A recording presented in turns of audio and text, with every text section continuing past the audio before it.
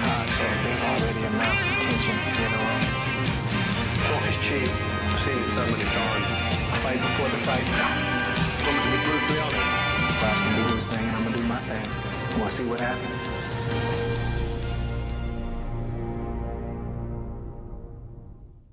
And we welcome the WBA champion, Andre Ward, and the WBC super middleweight champion, Carl Froch. This trophy right here, you guys have spent your entire life dreaming about winning belts. You each have belts. This trophy now has put the 6 best super middleweights in front of one another. And now it's come down to you two, two original guys who signed on. But what does this trophy mean to you, Andre? I wouldn't want to take one without the other. I wouldn't want to take the belts and leave the cup. I've been dreaming about and believing that I would have that cup in my house, in my trophy case, since we started. And I believed it was possible. I knew it was a lot of work up ahead. I knew it would be no cakewalk to get there. But it's within reach. And I'm fired up about it. The BC belt being on the line, my belt being on the line, and of course the coveted Ring Magazine belt to end any argument about who's the best super middleweight in the world. I'm excited, man. And you? Your feelings on this trophy? It's part of a package. It's not just a trophy. The trophy represents, to me, greatness.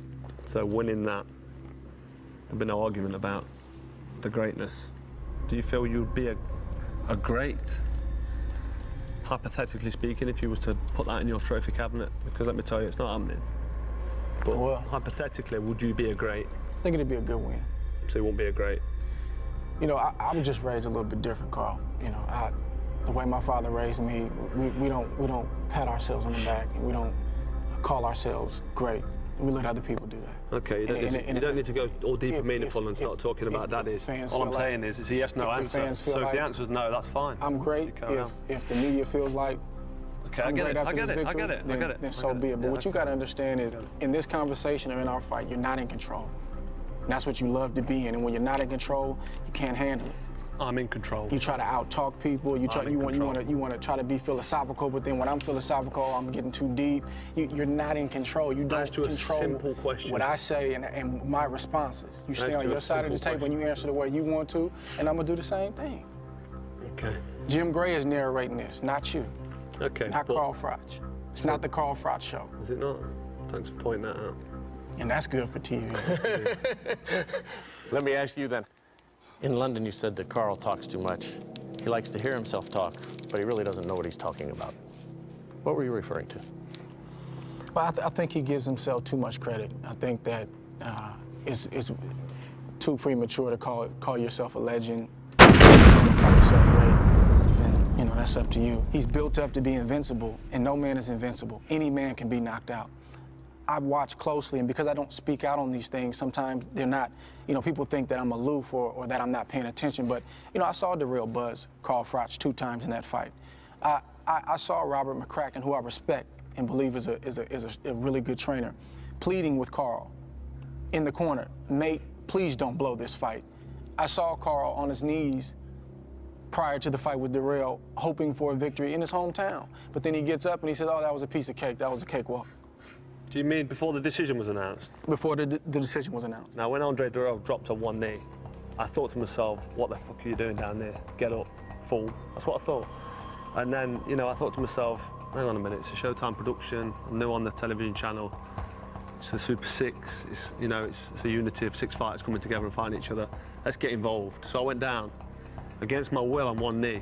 I knew I'd won the fight, but I just got involved in the emotion of that. And then I stood up. When I watched it back, I sickened myself. Why did I get down on one knee with that idiot? You know, the way he behaved, it was idiotic.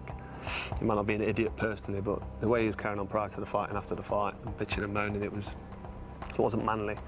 But no, I regret doing that. So that was nothing as if, oh, it's a close fight, have I won it, have I not lost it? I mean, I shouldn't have done that. I mean, only you know. But, you know, I've watched closely, and I saw Kessler.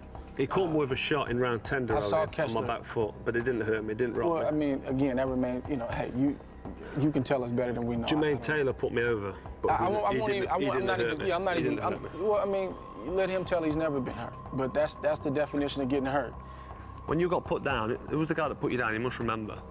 You absolutely remember Darnell Boone. Darnell Boone. I mean, I don't know what his record's like or if he's a puncher, but I've got to be honest, you looked hurt.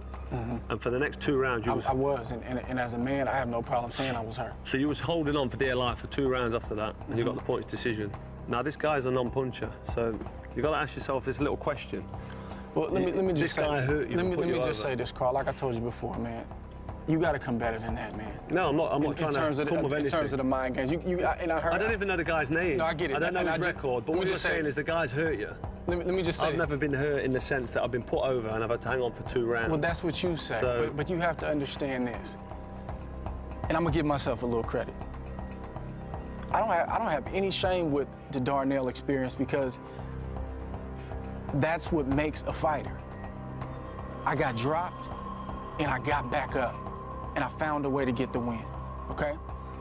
But let's forget about that for a minute and look at who I fought. Now I fought some of the biggest punchers in the game. In this division, Alan Green. And like you said, you think that a fight with me and Darrell would be interesting. I think a fight with you and Green when he was at his peak and had his confidence might have been interesting, or a fight with Sakio Bika. I don't think Alan Green is a super middleweight. He's dead at the weight. Might be. It's a pointless fight. A fight with Sakio Bika might be. Just look at what Johnson did to Green. Can I finish stating my point? Sorry, yeah, go on. Sakio Bika may be interesting.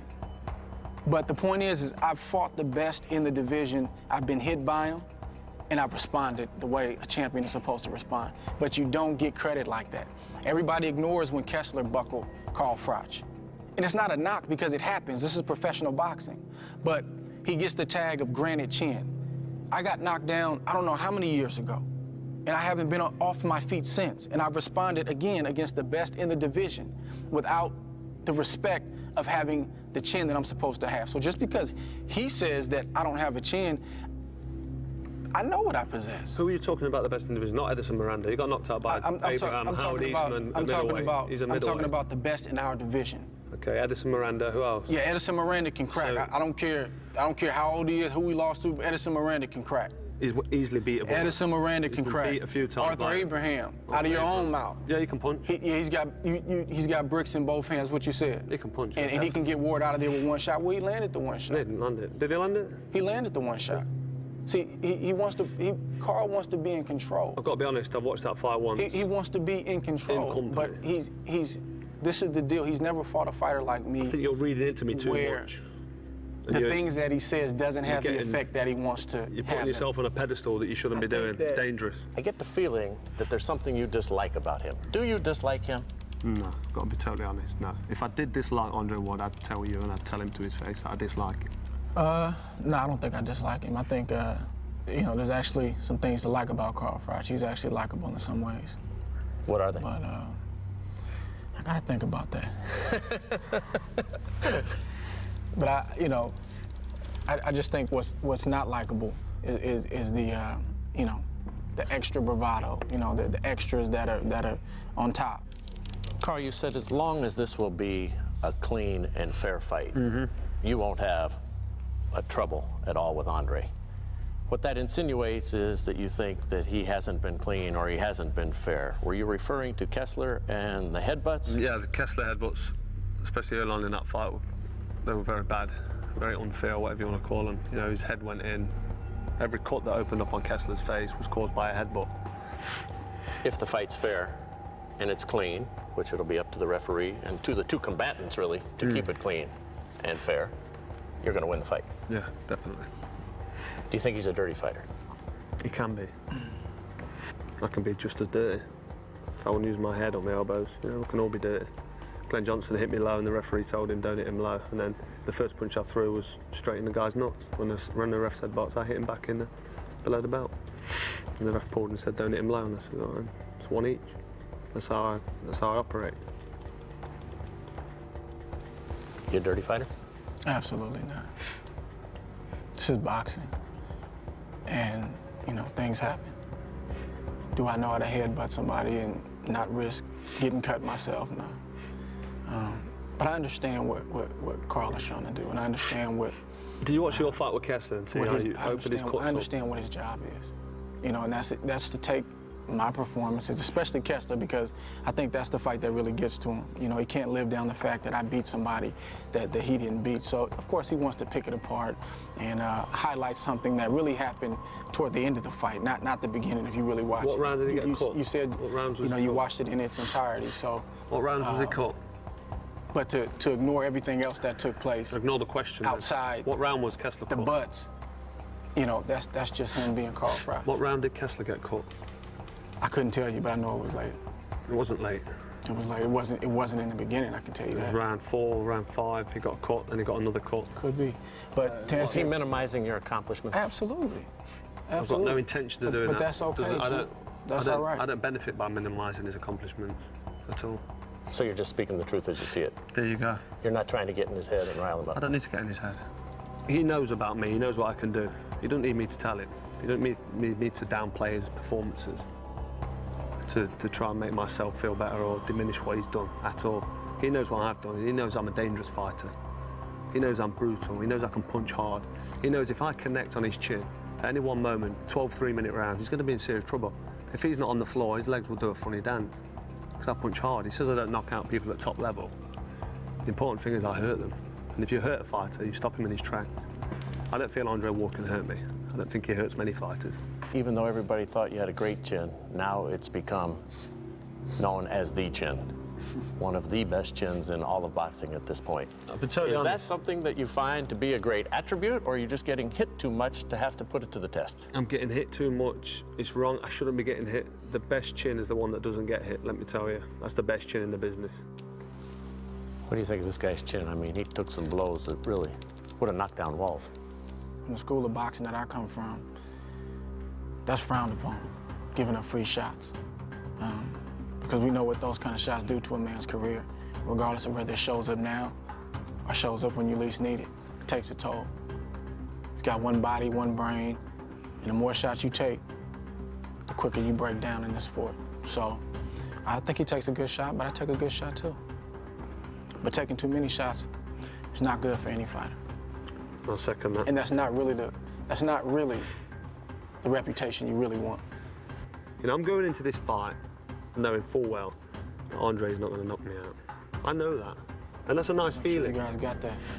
Exactly. Make sure you have got it. We'll have a little bet if you want. About 8 cameras got There's it. absolutely Every no angle. way you can knock me out. Hey. No chance. That's good for TV. Right? That's a great It's not one-liner. about television. It's a great one-liner. It's not about television. It's not about me trying to be bravado. I'm telling you now, categorically, you cannot render me unconscious That's good for TV.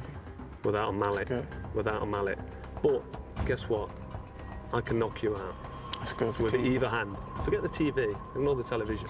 Do you believe you can knock him I out? can knock you out, and you know that deep Any down. fighter can be knocked out. And that's my mindset. I make every... So you also I make- believe you can be knocked out then?